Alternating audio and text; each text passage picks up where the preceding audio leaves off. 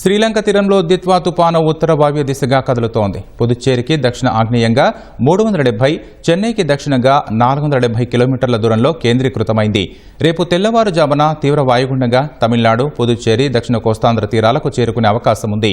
తుపాను ప్రభావంతో రేపు ఎల్లుండి దక్షిణ కోస్తా, రాయలసీమ ప్రాంతాల్లో అక్కడక్కడ భారీ వర్షాలు, కొన్ని చోట్ల అతి భారీ వర్షాలు కురిసే అవకాశం ఉంది.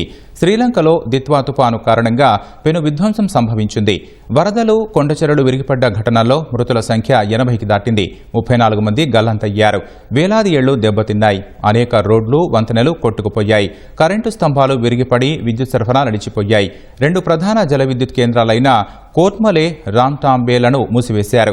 కెలాని, అట్టనగ నదుల్లో నీటిమట్టం పెరగడంతో 2 జిల్లాల్లో పరిస్థితి దారుణంగా ఉంటుందని అధికారులు హెచ్చరించారు.